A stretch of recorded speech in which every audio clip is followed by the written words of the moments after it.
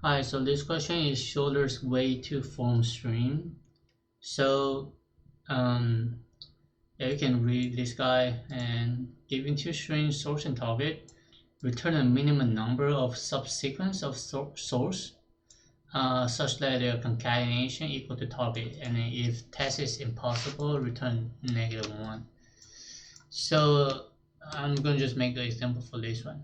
So ABC, BC is target and ABC is source, right?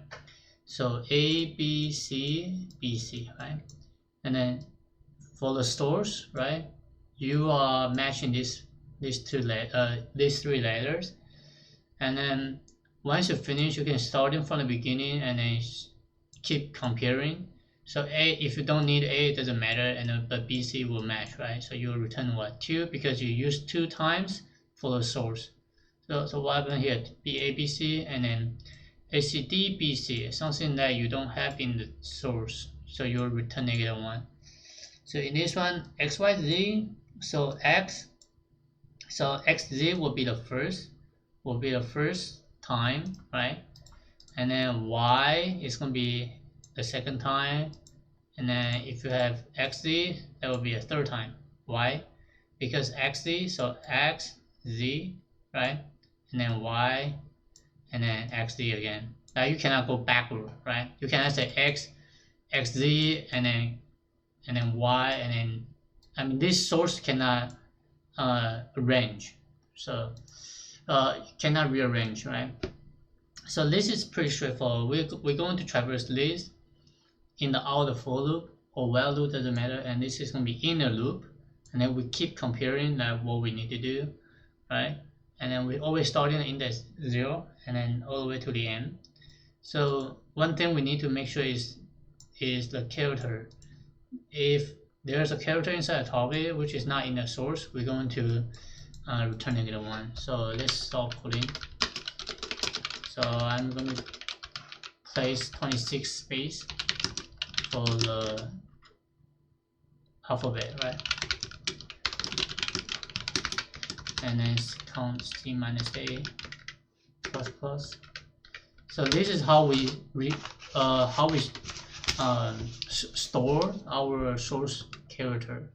And then if we traverse the target to char array, and then if there is a character which is 0, inside the target, I'm going to return -1, right?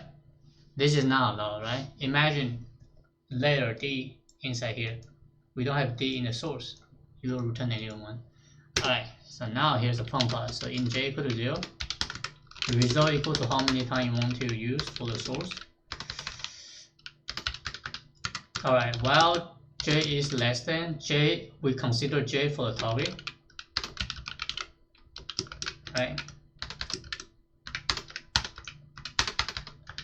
Alright, and we always want to reset the index for source, right? So while I less than source dot length and J is less than target dot length. So in this while loop, we are actually matching the character as many as possible by index, right? Once we finish that, we know we're using 1 time for the source, right? So we increment after the value. So now what do we need to do for here? It's going to be pretty straightforward, just comparing. So if this is the case, I++, J++, because they are all the same, right? They are all the same.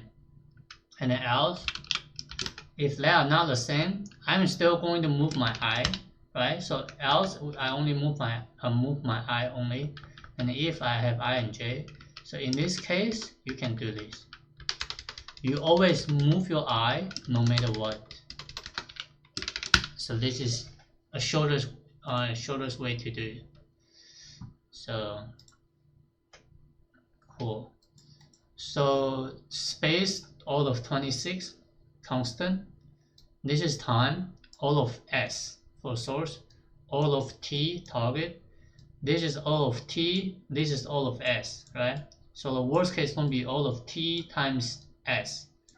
So this will be the time and space solution. So if you have a question, leave a comment, and see you next time. Bye.